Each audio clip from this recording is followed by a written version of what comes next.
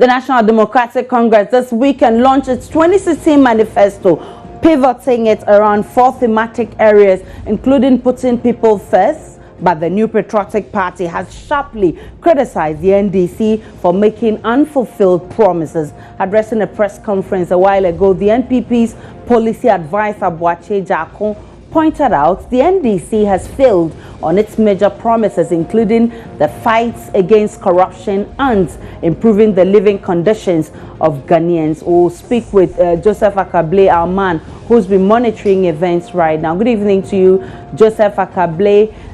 Thanks for your time on today's big story. What are the highlights of this press conference, Joseph? Okay, I'm told Joseph's line has dropped, but on the other phone line, we have the Nasara coordinator of the NPP, Kamal Dean, who's joining us in this discussion. Good evening to you, Kamal Dean, and thanks for your time on today's big story. Hello. Okay, we'll take a break on today's big story. We'll be back with some interviews.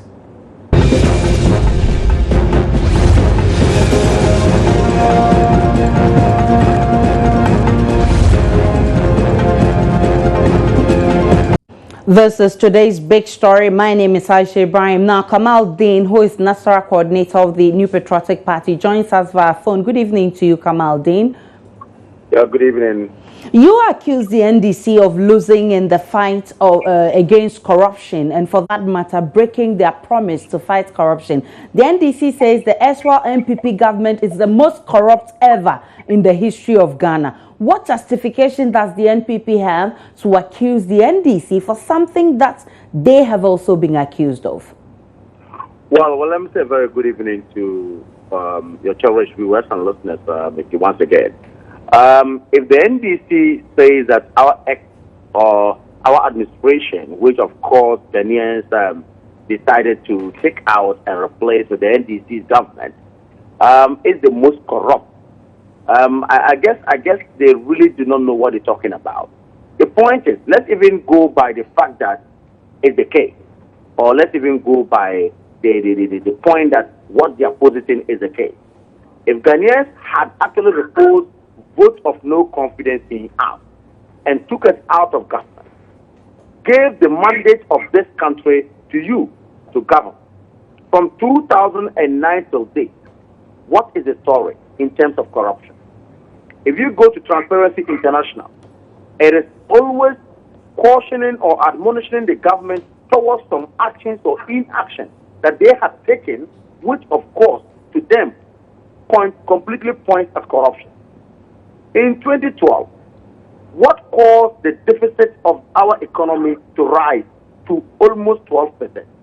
Let's ask ourselves, what is the story of STADA? What is the story of JIDA?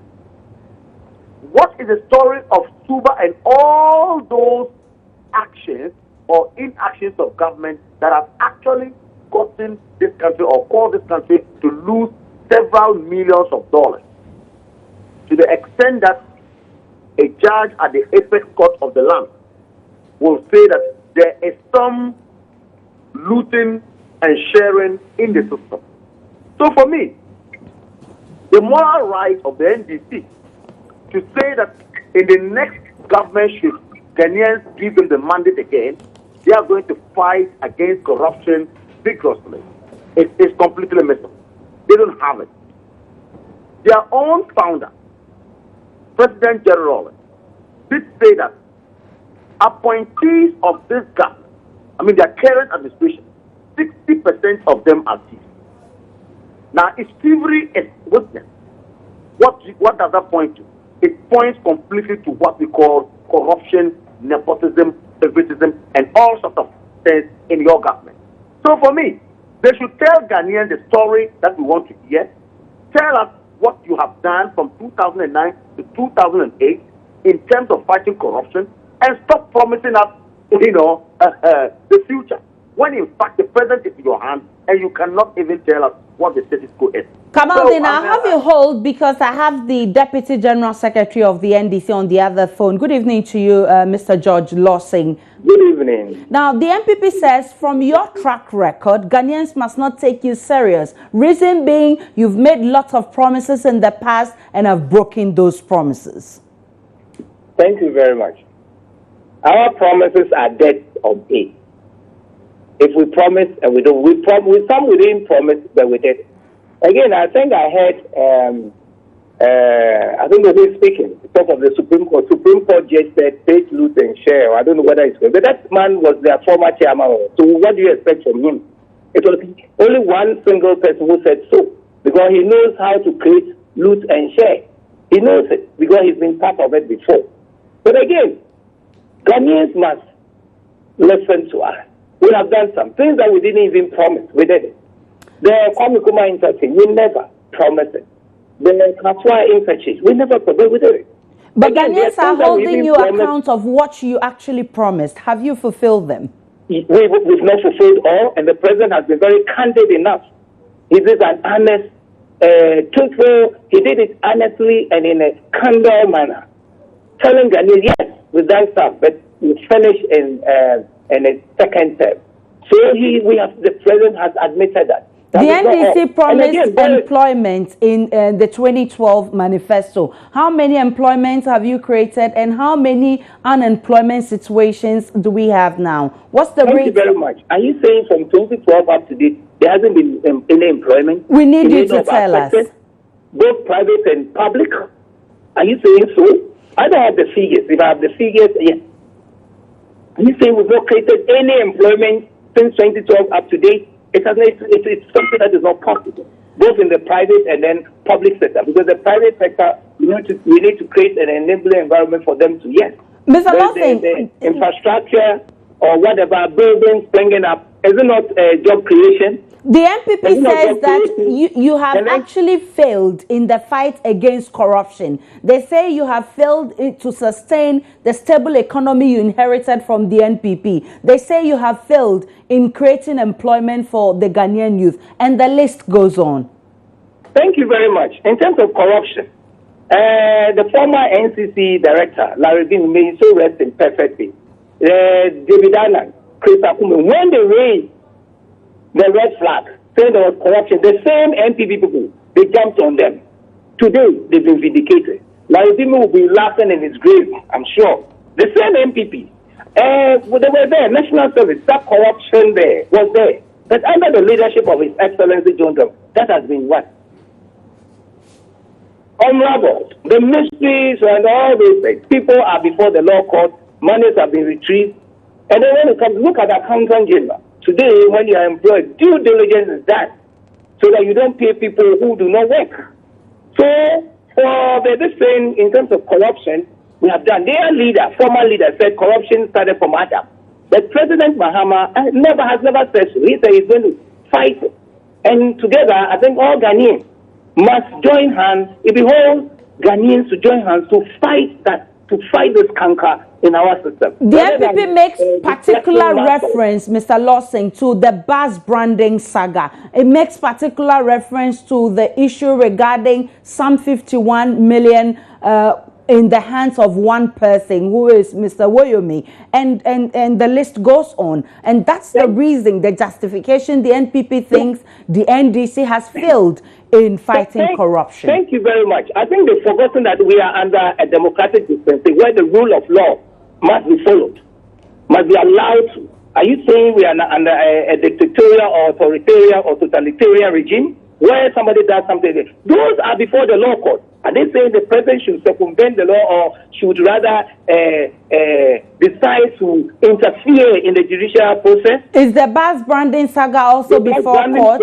A committee was set up. Under the have they set up that before? And monies were supposed to. And the people have paid. So you can see that His Excellency John Dramani is up to the task. He didn't stop. He listened. He really quickly acted. If you look at the STADA, yes, people are before court. Even our member of parliament is in court. Can they do that? Do they have the moral courage to do it? Please, they should give us a break. Mr. Loss, I'll have you hold and speak with Kamal Dean. Kamal Dean, the NDC Deputy General Secretary says, yes, the NPP admits, the NDC admits that it's not being able to fight corruption to the max, but it's made some improvements, and it is promising in 2017 that we will fight corruption and we will improve the economy as well. Do you think your argument is still relevant? Well, that's very interesting. I think if you follow the trend very well regarding corruption and allegations of corruption, indeed, in this government, you get to realize that day in, day out, new story or fresh stories comes up in terms of corrupt practices. Let me give you the scenario. You just asked Mr. Lawson about this Woyomi saga or the money given out to Woyomi. Question is, when was the payment done?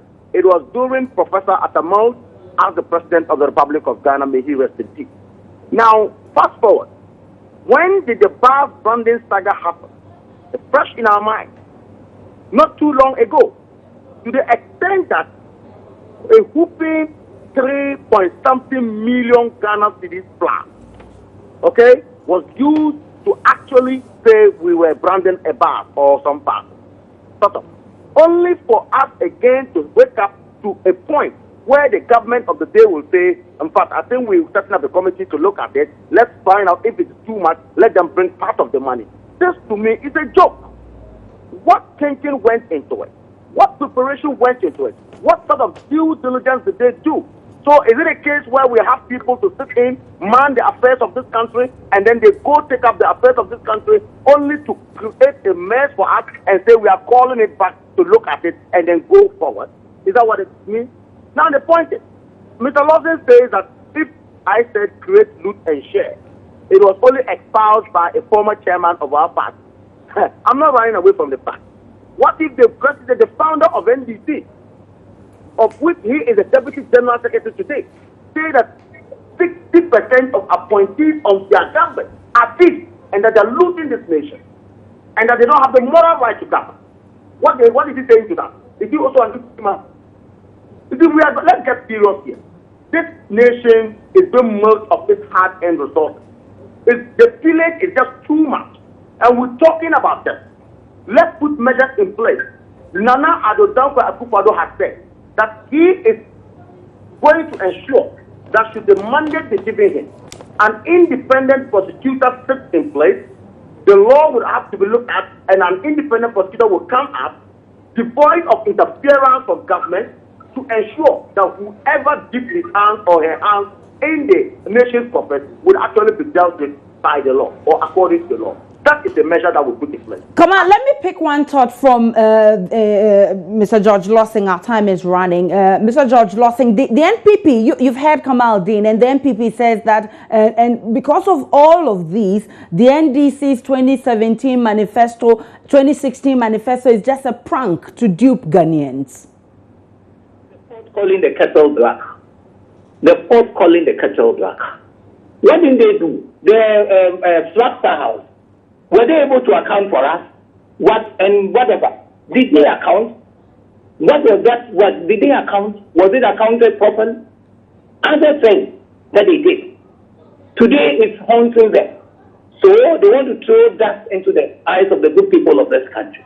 We are serious. The president is serious when it comes to fighting corruption. What have they done? Today, under the leadership of the president, His Excellency John Dramani, the judiciary, it has been exposed. They said there was no corruption in the judiciary. They are the same people. They're set. Now the post is calling the kettle black. Yes. Well, many thanks to Mr. George Lossing for your time, and that will be all for today's big story. Thanks very much to you, Kamal Dean, National Coordinator of the NPP. This is today's big story. My name is Aisha Ibrahim. Have a good evening.